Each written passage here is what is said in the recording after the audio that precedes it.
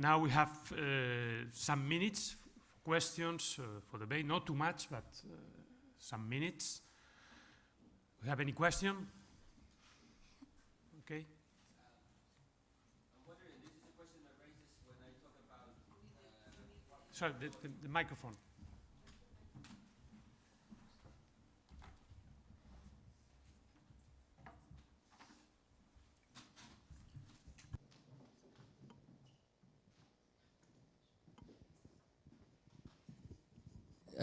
This is just out of curiosity. I'm not, sociology is not in the field, but when I talk about participatory democracy with friends, it always raises the question of if citizenship has not been raised, prepared, educated for critical thinking, from proper judgment and from being able to differentiate what is real information from crappy information, how is that going to affect the decision making of the citizenship in a real participatory democracy? Well, yeah, I suppose I can answer that. Thank you for the question. The other one? Yeah. Thank you for the question. Of course, I'm thinking about that as well. The old democracy, the first one, the one created by Athens, had actually a very different status for the citizens who were allowed to make votes and those who were not considered at all. Women were not considered, slaves were not considered, metekos were not considered. Only a small number of people decided for everybody else. But these people were cultivated. They actually had judgment, and they discussed among themselves. That was a very ideal situation in a very smaller kind of community. But when you're dealing with 400 million people, then you have to deal with things in a very different manner, and we don't know what political system. In a completely open, the one that I presented in the last slide, in a completely open system, you can expect people to have access to voting on the basis of what they have to justify their vote on the basis of having at least studied the matter. The question is that now with Trump's Twitters, the vote is done immediately without any kind of guarantee that the person is apt for this kind of decision. So the formula, I don't know what the formula is. Honestly, I'm concerned about what's happening in China because I think it is the future of what's going to happen in Europe. Because it'll be the only way by which you can really guarantee that things are going to function. I didn't say it, but at the end what I was saying is that populism is self-destructing. So is tyranny, but it can last a long time. I think populism will not last a very long time, precisely because of what you've just asked. But I think that tyranny will, and we've seen how Erdogan has started the game. Orban has followed. We always had, Kim Jong-un. These people are autocrats, and they play by terror or by elimination, which is what Erdogan did. But that too will eventually end its course. Remember one thing, and it's very key, and I should have said it before. We're now in transition. We really are in transition. This is what's happening when we're too far off the past and not enough in the future or what's coming. So we are unprepared, and so what happens is spontaneous explosions everywhere, which is what jihadism has been, what populism is. These are things. Populism used to be a good word. It's not anymore, for good reason. During the Renaissance, the passage from a medieval community-oriented society to a society of individual took 200 years of religious wars.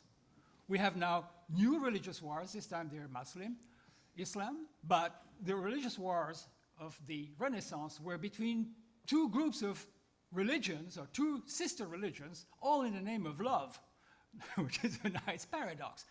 Again, when you have a transition period, it takes meetings like this one to start thinking through what we can do. Another question, please. Please make short questions because we don't have we don't have time to the debate. I'll make sure. Thank you very much for the presentation. This is a question for the first presenter. The concept of the commons is very plural. There are many conceptions. Clearly, or I would value a lot the conception of commons by Federici, or the book that you have referred about commons on and caring, and it's emerging from a feminist theory and approach to commons. But there is one of the pillars of the theory of commons is this element of commons of being as a third model into contraposition of the state and market, no? And I always has missed, like, if there is three, like state, market, and commons, where is the social reproduction? Where is the family? No, where is like the spaces where care is concentrated? No, and or where is nature and our relation to nature? So I think we need some kind of a post-commons framework in which incorporate also nature and social reproduction. But my question to you is how far this conception of the commons emerging from feminism are dealing with this question, or are making also this critique, or are building it, no? And I will ask to the second person, what do you think about the concept of populism in Chantal Moufon?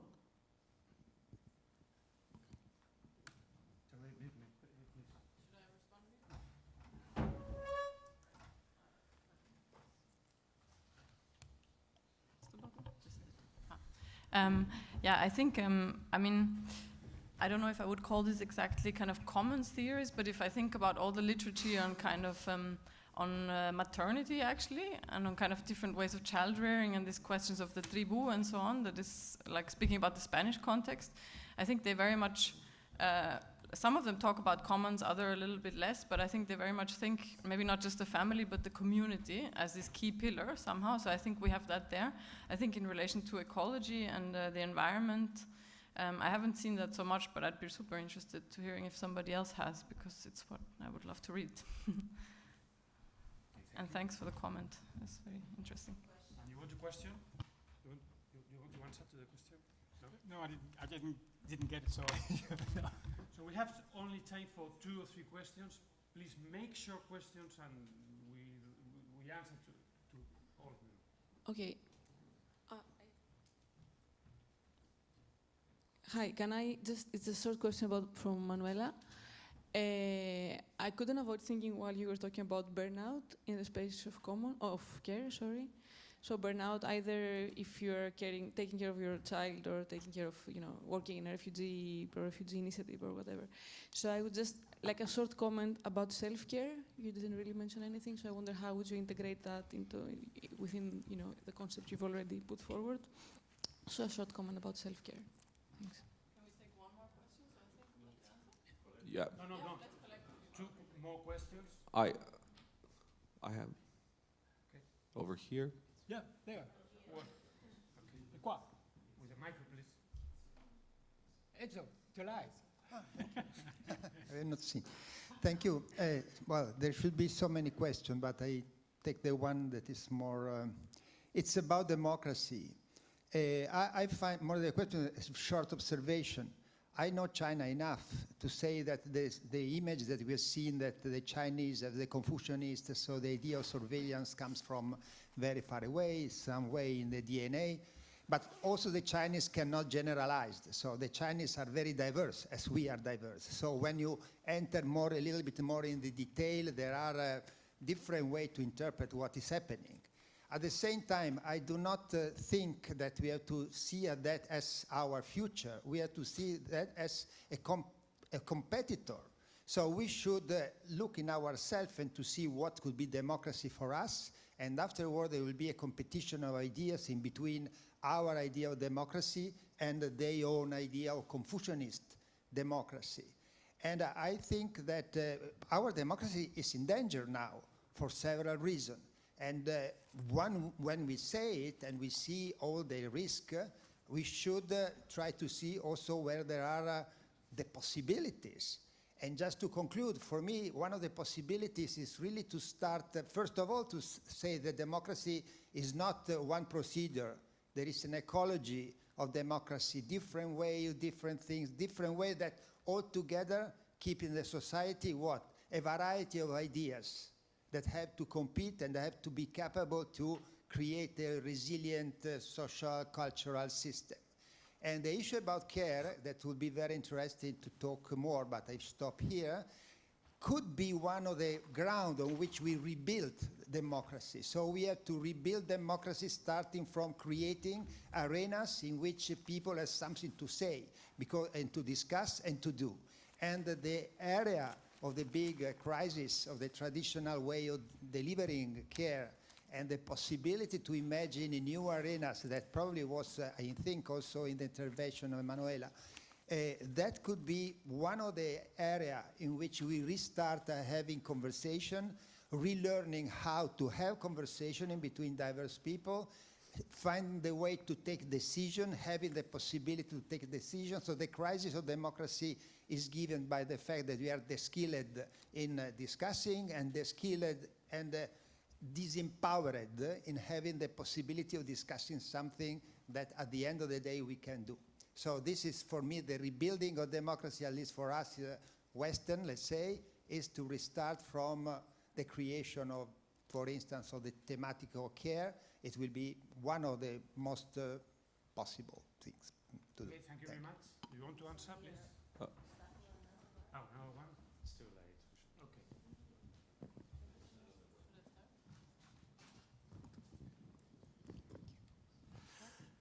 I have the, so I just have a quick question about the post-truth thing and about modernity.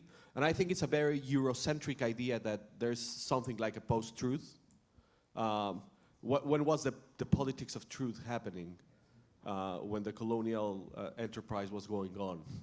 So it sounds to me a very romantic vision of what was politics before and what is politics now. And there's also this link between objectivity and political action that I find truly problematic in that idea about the referent. So I don't know if semiotics gives us any answer to the question, or is actually getting us into more trouble to find this objectivity in which political actions should be predicated. So I think that those are two points that need to be taken care of. Thank you very much. Once more? Okay. Right. Well, I'll start with Ezio's questions and try and be short. But essentially, the Chinese system goes back really for a long time, and it is based on an entirely different kind of writing system as well. Minimally 80 languages, all relate to one single mode of representation, which is part of the enormous Chinese unity drive. The Great Wall of China is now succeeded by the Great Firewall of China. There is a strong attempt at keeping China together, and it's been, every emperor has been doing it all the way to Xi Jinping. So there is that trend, and there is also the fact that it's an entirely different kind of social setting. And I believe what Johan Yasheng is saying, because I think it's an observation, and in fact I read also about interviews of people, how they felt about this. There seems to be an agreement that they would rather have security and community than have privacy. So that's one answer. The second thing is, and it answers other questions as well, particularly the last one, the difference between objectivity and subjectivity is very critical. It's not a romantic view. Today what's happening is that all the faculties and all the properties, intellectual and cognitive strategies that we have painfully acquired over centuries of literacy are now going into our cell phone. Most of our memory is going in our cell phone. We don't trust to remember anything ourselves. So there is a lot of judgment that is lost in that process. If you don't know things, if you have to go on a screen in order to find things out, you're not anywhere close to having a security of a judgment to vote or decide or buy or whatever it is that you have decided to do. Fake news, alternate truth, have been given the possibility precisely because many people simply don't care. So we have to pay attention to that. I'm not saying that everybody's in that way, and especially the generation represented here are still very strongly individualized, have memories, have learned, and have experienced life in a very more equilibrated way, but the kids know. Most kids, they're not into that. Most kids are on Snapchat. Snapchat is instant memory and instant forgetful. And it's part of the deal. It's part of this emptying. Already, Alfred Jarry, the French writer, was talking about la chanson de décervelage, the unbraining of people. Well, that was like at the earliest part of the 19th century. Amazingly prophetic. Well, I can't remember the other questions. I just concentrate on that one. Okay. Yeah, so the question of self-care, it's a very important part of the whole care spectrum, of course. I mean, in the kind of Toronto framework I mentioned now, this doesn't appear so much, but I mean, obviously you have people like Audre Lorde, etc., saying, self-care is a radical act, it's very important. I think the feminist movement recognizes that a lot also. I guess the challenge is that you have to have a certain kind of caution around the commercialization of that, no? It's a very obvious kind of neoliberal economy around self-care, around self-help, self-improvement. It very much quickly slips into this kind of self-control for being a better subject on the market basically. So, I mean, something that, this is a very partial answer, but what I work on myself, I work a lot as a facilitator actually, and these kind of tools like the mapping that I showed is, this is actually the core of my practice. I don't go around so much giving keynote speeches, but actually I'm more like somebody who runs workshops. I don't know if you could tell that from my presentation, but I'm more comfortable in that scenario. And so like what we are trying to do across all kinds of different platforms and collectives and experimentations is trying to find collective tools that allow us to politicize self-care basically. And the mappings that I show, for instance, I think is one of those ways of sort of starting from yourself and doing an analysis on your own situation, but sharing it with others and thereby also kind of addressing the more political issues around, why might you be lonely? Why might you be having a burnout? Why might this or that thing happen to you?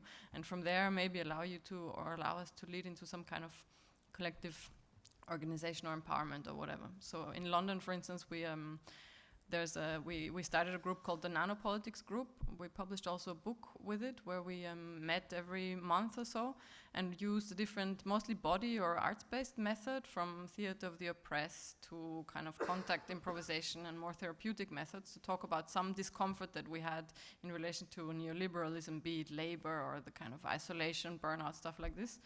And we kind of worked through that collectively and edited a book and made a kind of toolbox of exercises and stuff like that. So this is from a very personal viewpoint how I tried to address this, which is also a lot about developing kind of micropolitical views and kind of spreading that throughout social movements and organizations. So how do we actually relate to each other in our context of work and so on, no? And breaking, we talked about this yesterday precisely with this kind of standard given formats or kind of hierarchies that we kind of automatically embody, and trying to find ways to kind of really through the body kind of inhabit these situations differently, be it like the way we do formats in conferences, from how we work together and communicate with each other. And I just wanted to use this micropolitics cue to lead a little bit into what you were mentioning, because I really think an interesting example in terms of how care can be kind of taken into account of and maybe translated somewhat into a kind of public politics is Barcelona en Comú in Barcelona, where I also live, because from their kind of internal processes, they have a childcare service for people that are part of the organization, etc., to the way they basically reposition the political subject. And I mean, I'm studying, one of my case studies for this project is the micropolitics of municipalism, so I'm trying to look at the relation between social movements and people who went into the institution, but I think there could be a separate research on how, through the policies, but also their communication and so on, they reposition the political subject as a vulnerable political subject, as a kind of feminine or feminized, if you like, political subject. They really put kind of interdependence to the fore.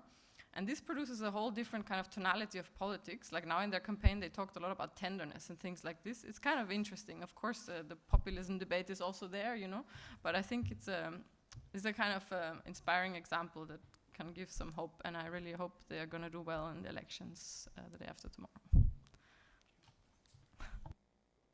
Yeah, no, I was a bit glib on the questions by Ezio, and I agree with you, Ezio, that yes, there are obviously many experiments that are being tried at negotiating new forms of democracy, but I'm not sure, first of all, that the word democracy is going to last, and the second thing is whatever we do come up with in all these innovations that are being tried, it will have to be based on the premises that everything is out in the open. It's impossible to hide anything anymore. I realize that people are going to try for a long time, but it really is very difficult. Big data can get around you in many, many ways. Tons of different varieties of analytics allow you to get access to all kinds of data, even by cross-referencing things that have nothing to do with the thing you're looking for, give you in sort of an image of that. So if we talk democracy in the future, it'll be based on absolutely open data, open discourse. And it's not, and that is creating a very different situation. Plus the fact, and I want to add the fact that the less inside we have, the more outside there is. The more, we let it all hang out, so to take an expression of the 60s. There is less and less internal resistance today in people, and particularly in our children, to news, to facts, events. That's why, yes, post-truth is really happening, but of course it's exaggerated and it's all taking its own time. But we're not through with this transition yet. So yes, let's keep on experimenting, and thank you for reminding that that's important. Thank you very much. Thank you very much to the two speakers again for